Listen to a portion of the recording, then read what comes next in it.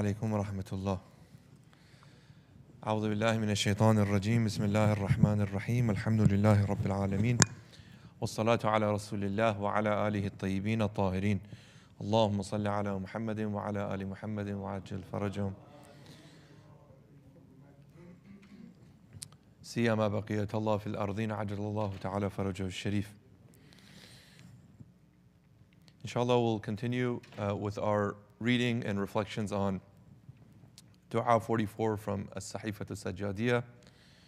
We began by looking at the concept of thankfulness and gratitude last night as we explored that first line from the Imam. We'll quickly review and move on to the next lines. Alhamdulillah alladhi hadana lihamdihi wa ja'alana min ahlihi linakuna li ihsanihi min ash-shakirin wa liyajziyana ala dhalika jazaa al-muhsinin. So the first praise that we're giving to Allah, that all praise belongs to Him, is first for that He guided us to giving His praise. And second, that He made us from amongst His people, from amongst His nations, from amongst His followers. And for the purposes that we may become of the thankful, of those who are who express gratitude. And as a result of that, that we may be rewarded or recompensed the reward that is given to those who are the good doers. So we spoke about gratitude last night, what it means to be grateful. We spoke about thinking about how is it that we're supposed to give thanks to Allah? What is it that we're supposed to give thanks to Allah for?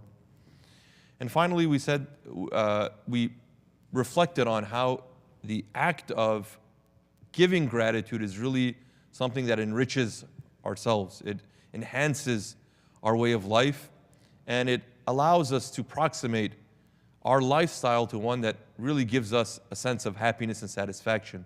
As the Quran speaks, he or she who gives thanks, they are only giving thanks for his or her own good. So that obligation, that edict that has come, is one that is constructed for our own wellness, for our own goodness. We also want to point out, as we ended last night, that the Quran has this basic principle, لَإِن شَكَرْتُمْ لَأَزِيدَنَّكُمْ. If you should be thankful, then we will increase for you. And how that offers us a point of inquiry into the blessings that God has given us until now, and whether we have utilized them in ways that is actually shows our gratitude and our thankfulness. And if we have done that, then that becomes a reason for God to increase those blessings, those resources, those opportunities for us. Sometimes we find ourselves in positions that we ask for something and God responds a different way. That itself becomes an opportunity for us to demonstrate to Allah, but more so to ourselves, that we can show appreciation for the things that God has given us, and from that we can then build to receive more things and do justice to them. As we said, being thankful is to utilize that resource in its proper usage. If a person has a spoon, with the spoon they're supposed to scoop up their food and eat. With that, they're not supposed to attack another person. With a knife, they're supposed to cut their fruits and their vegetables or their meats. They're not supposed to attack other people's. So if I'm given a knife in life and I really want a spoon or a fork, if I'm using the knife accurately and correctly, I'm giving thanks for it, then Allah provides the spoon and the fork for me too. But if I take the knife and out of the frustration I do things with it that it's not intended for, then I've demonstrated that I'm not mature enough or I'm not ready enough to handle the other blessing that will come. So that opens a myriad of opportunities for reflection. These are individually for each and every one of us. We look, what opportunity has God provided for us, and whether we're doing justice to that. And the second thing is, at a collective level, as a community level, or at a societal level, what are those things that have been made available to us, and how are we using them? Are we responding, and are we utilizing them appropriately, or are we abusing them? Which leads us to this next point on gratitude and in reading the dua. Let's transition to the second line now. Walhamdulillah alladhi habana bidinihi. Right, so remember the points we made about gratitude, because it's going to serve as a point of transition. And praise further belongs to Allah, who showed us favor. How? Through guiding us to His religion, bidinihi. وَاخْتَصَّنَا بِمِلَّتِهِ, and through singling us out or making exceptionally us a part of His creed, His nation. وَسَبَّلَنَا فِي سُبُلِ إِحْسَانِهِ, and that He directed us towards His paths of beneficence. Why? لِنَسْلُكَهَا بِمَنِّهِ إِلَىٰ رِضْوَانِهِ, so that we may tread those paths, travel upon those paths to His good pleasure. Okay, so again we're giving thanks to God, not just for instilling within us an attitude of gratitude, but also for showing us a path that we should tread in life. Right? So we speak about this, dear God, guide us to the straight path, to the right path, right? Implicit within that statement is that there are also perverse paths, right? There are paths that do not lead to the destination that we so desire. So in thinking about that issue of gratitude and the path that we have been put on begs this question. How much have we understood the superiority of this path of life versus the other alternatives?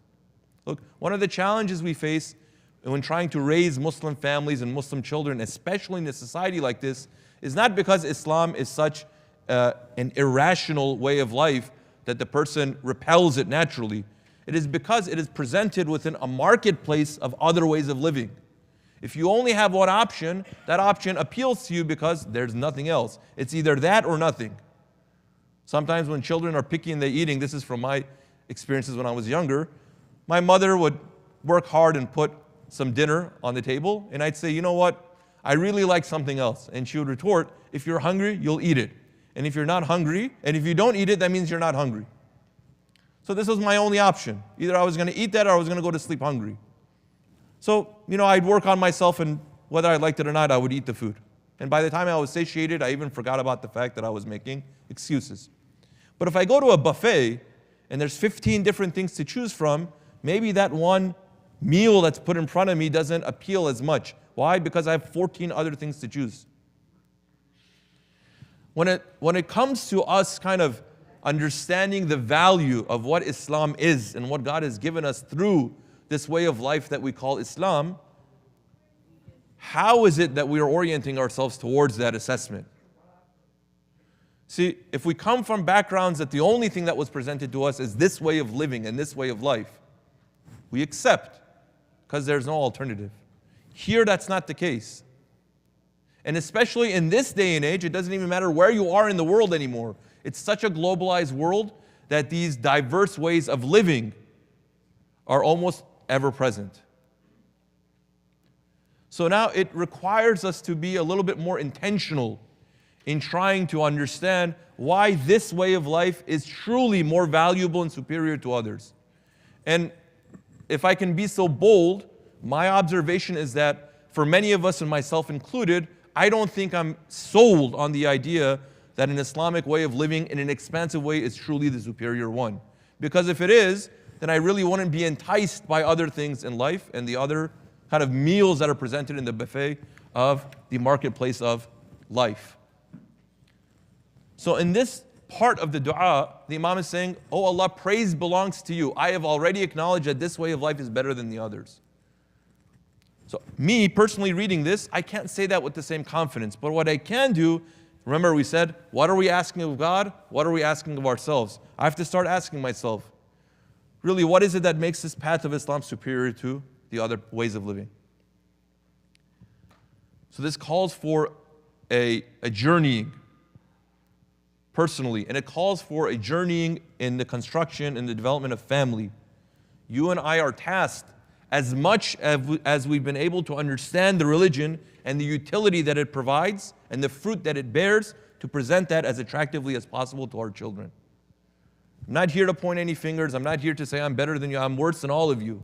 But what I will say with confidence is that if our children are not attracted to living as a Muslim, and living as a Muslim doesn't necessarily mean growing a long beard and beating the chest.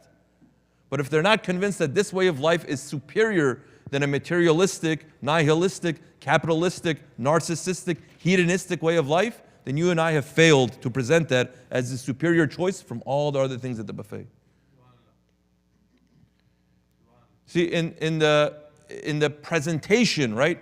In the presentation of what's there, we also need to be intentional and purposeful. Now, you may say Islam is the truth. It doesn't need any marketing. Sure, for the person who can see past the glitz and the glamour, the advertising, yeah, they can move past that. They can see this is a superior product, this is inferior. But for the vast majority of us, what do? We are susceptible to the powers of advertising and marketing, right? More money is spent sometimes not on the development of the product, but on the marketing of the product. Because if you and I can identify that, then we'll naturally kind of approximate ourselves towards that. It's familiar. I've seen it before. I know it. So I want it. It works. See, one of the challenges that we find ourselves is we've said Islam is the best. And if it's the best, then why waste time? Why waste money? Why waste effort to market it? Right? It's the best thing. If you know, you know. But the problem is that most of us don't know. And especially our younger people, they don't know.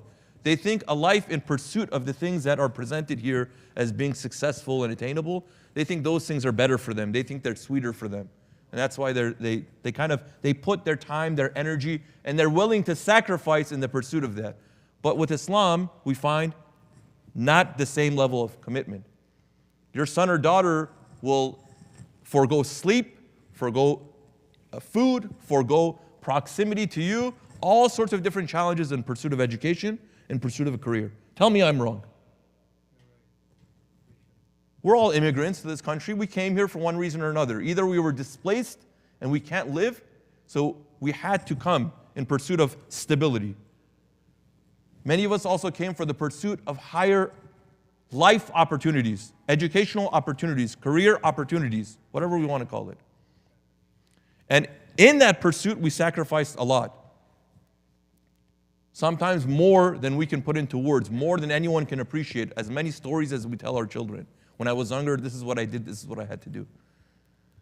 But the point is not to say that if you value Islam, then you will not value these other things. It's like, how much are we committed to also the foregoing and the enduring of the difficulty and the pain for the value that the Islam provides? That's the central question. So the path that we are following, we have to ask honestly to ourselves, as us living in America right now, on what path are we following? Let's just bracket Sirat al-Mustaqim for a second. And let's look down and look ahead. What road am I traveling on right now? And towards what direction is it taking me? And we have to do this because if you've seen on these, you go to the airport sometimes, to get from one terminal to another is so far, you can't walk all the way. What do they provide for you? Yeah. You stand on it and it takes you, right? Because it takes too long for you to walk there. You're going to miss the flight. In life here, it's so fast-paced, they put those things for you. Whether you like it or not, you're paying attention or not, you're moving at an accelerated pace. After, where am I going? What direction am I moving in? For what purpose? Here, the Imam is saying that praise belongs to you, that you put me on a path that first is superior to others, but also it's a path that works towards achieving your pleasure, the pleasure of God. So where is the pleasure of God found? I'm not arif. I don't know anything about spirituality or fun, so I can't speak to those levels and registers and stations of spirituality. But I'll say that at the level that I'm at, this low level that I'm at, we have to compare our life's journeys, the plan that we've set for ourselves, the plan that has been dictated to us, the plan that is understood to be socially acceptable, the road to success that we all take for granted, is that one that gels with the pleasure of God. So let's break it down. Let's break it down. I mean, we don't have much time, but you all are so experienced in life and intelligent enough and rich with those diverse experiences that you know what we're talking about. What trajectory is the world heading in today? Right? I just read right before I came here, story. UN says that the trajectory, the planet is going to become inhabitable at some point, at a much sooner time that it should. At a dangerous rate, it's accelerating. What kind of a path is that? Not, you take God out of the picture, that's crazy because it's self-destructive. How can we be living in a way that it's self-destructive? Now you may say, oh well, nothing lasts forever, right? كُلُّ مَا عَلَيْهَا فَانٍ. So everything is going to be destroyed, so will this earth and this universe. The speed of that is important though. All the signs that we're looking at show us that we live in a world that is rotten, right? And it's heading towards exposing the rot, the toxicity. And for us, the only method of salvation is to do what? If the ship is sinking, there's only a handful of life rafts, right? Get on one of those or get on top of the ship so you at least, if you're going to sink last. You can enjoy the little that remains. Maybe I'm being pessimistic, I don't know. That's my observation living in this country, in this day and age. They characterize it as a rat race. It is. It is. We're all trying to run faster than the other to get to a point that we can secure as much as we can from the materials of this world. And then we know we're going to die anyways, so we have to find a way to try and disperse that gives us some sort of momentary happiness. But at what cost? Right, the last 2 years we've experienced this pandemic, right? The restrictions that COVID-19 has brought, the great difficulty that it's brought. Look at the trajectories and the directions that humanity has moved in, right? The poor get poorer, right? The rich get richer. So there's already a defined structure. Whether there is a humanitarian calamity, whether there is widespread difficulty, the way the system is designed is that if you're higher up on that scale, then you will continue to accelerate. You will continue to progress. If you're lower, you will continue to go down and down unless you're able to pull yourself up. So the Quran is trying to get us to think about it, and so is the dua. It's drawing our attention to the ways of living that secure the pleasure of God. Now there needs to be some radical societal change, and that may not happen right now. It may not happen within our generation or the generation of our children. You may say the institution of higher education is rotten at its core, right? What makes one institution better than the other that I should fantasize about going there? And I should be so proud that my child goes there that I'll wear the, apparel and memorabilia of that to show other people. Who cares, right? But we do care, right? Even if we don't care about the idol that is the Ivy League schools, the great research schools, the tier 1 schools, we do care about the career prospects and opportunities that it opens. There's nothing inherently wrong with that. You can make $10 million a year. That doesn't make you any less religious or any more religious. But the point is, in treading that path, is the path one that is conducive to the pleasure of God? That's the basic question, right? So if we want to peel away the layers, we have to asking ourselves, what is the bottom line to the contribution that I'm making in society, right? Let's say I've done everything right. I was a good student. I kept myself out of trouble. I went to a good school. I got a good job. I have a good career. And I work at a good company. On one side, I'm providing for my family. On one side, I can support my community. It allows me the flexibility to move, to do different things in the world. Okay, that's one side of it. What's the other side? In building this, what have I contributed to? What's the bottom line here? Right? It's first what we give up. So it's the opportunity cost. I had to hustle here so I couldn't do other things there. I had to not sleep so I could gain. I had to not spend enough time with my kids so I could gain. I had to not spend enough time with my community so I can earn. Fine. But in addition to that, we're also contributing to a different reality. And that different reality is one that the hegemon continues to expand its control and power. The rich and the wealthy continue, right? And the poor continue to get poorer. That itself is in direct contrast to the basic Islamic outlook. The basic Islamic outlook is the establishment of equilibrium, of equity. Not equality, but equity. So we have to think, even in our pursuit of trying to gain capital to do good with it, are we also perpetuating a system that's broken? That's the path we traverse. And at the end of life, we look back and say, what? Was it worth it or not? That's the basic question that we ask ourselves.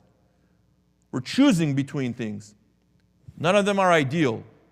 But there has to be some sort of justification. God, I'm working for a wretched company, but I'm doing it to gain your pleasure because it allows me to do A, B, and C. If those three are not defined and justified, that's where you say, I'm not treading a path that God is pleased with. Are we really thinking about these questions? Are these the questions, the seeds we try to plant in the hearts and in the minds and in the souls of our younger people? Tell them, you can go to the best institution. But remember, you're not there to serve a system that cares nothing about justice and all it cares about is the continuation and the perpetuation of wealth for people who don't deserve it. That's the paradigm shift that needs to happen. And what's really important is that because of the globalized world that we live in, it's almost as if we serve as the role models and the leaders for the rest of the world that watches. You and I ended up here. Whether we wanted to or we didn't, whether it was our own kind of will or not, we ended up here. And we're provided opportunities more so than other people in the world. Fine. Now what do we do with that opportunity? Are we showing the rest of the world that, yes, really, the best place you could have ended up is here and what I'm doing right now? And if you want to win at life, you have to come and either join me or displace me. Or do we show them, despite the opportunity that we have and the social capital and growth that we have, we reject this reality. We repel this reality. We expose it as being artificial. These are two fundamental different things. We can work at the same company. We can have the same education. We can work the same hours. We can live in the same house. We can live in the same neighborhood. But those two people have two fundamentally different outlooks on life. One of them will continue to perpetuate the injustice that is rampant on this earth. The other one will be working to destroy or reform it from within. It's the second one, the person who is working and is surrounded by a world of the displeasures of God that is able to plant a seed and that seed blooms. That's the kind of the mission of the Muslim. That's our mission. That's our call. So the Imam is saying, Allah, praise belongs to you, that you have selected me, right? You've made me special. You've provided me an opportunity that is unique. Okay, that translates to our socio-economic status for the most part. And you've made us Muslim, right? And in an understanding of Islam, that hopefully we're not using it to oppress other people, to dismiss other people, to be closed off. We don't have these prosperity gospels where we're trying to use the religion to better ourselves, right? None of that kind of stuff. And at the same time, of the opportunities that were provided, Allah, we know how to, in the midst of this destruction, in the midst of this injustice, we know how to plant the seed of justice and of hope. That's the call of Islam for us here. So this is not a call to go back to other countries. It's not a call to go back to the East. The same job exists there. The same mission exists there, but it's of a different kind. Here, we are trendsetters. When you are at the highest level of society and you turn your back and say, I don't need this. This means nothing to me, right? What does Imam Ali say? How does he look at the dunya? How does he look at the earth? Worthless. Worthless, right? If we get there and we have this same attitude, then people start thinking, whoa. First, they'll probably think there's something wrong with you. You have some sort of psychological mental problem. You have everything you ever wanted and you're not happy. You speak like this. And then after a while, they'll come to realize it's not. This is a facade, and you're exposing the facade that exists. That's when people start to pay attention. That's where true change and reform will happen. So this month is a month that we're thanking Allah. Thank you, Allah, for the opportunity of this month that you're opening the eyes and the ears, the mind and the heart and the soul to these things, right? And this month, if we're able to make these kind of discoveries, we have these epiphanies, we have this light clicks on. We can't even begin to understand the potential that we have as a collective here. If we wanted to, with Allah's support, this whole world could change overnight if people had the conviction and the commitment to these things. We have it. We just need the spark of inspiration. And for us, we're, I think, better situated than anyone and everyone else. Because we said, Alhamdulillah alladhi habana bidinihi wa ikhtassana bimillati. We don't have to go search for answers. The answers are there. It's just for us to crack the books open, to have these conversations, to start reflecting, and begin to draft solutions and answers that we can provide for ourselves, our communities, and then extending that to society, inshallah. We'll end there. Tomorrow, inshallah, we'll continue. I ask if you will be attending, please take a moment to look at the dua, read ahead, bring your reflections. I'd love to be in conversation with you all, either during the presentation or after, inshallah. Walhamdulillah Rabbil Alameen wa salatu ala Rasulillah wa ala alihi tayyibin at-tahirin.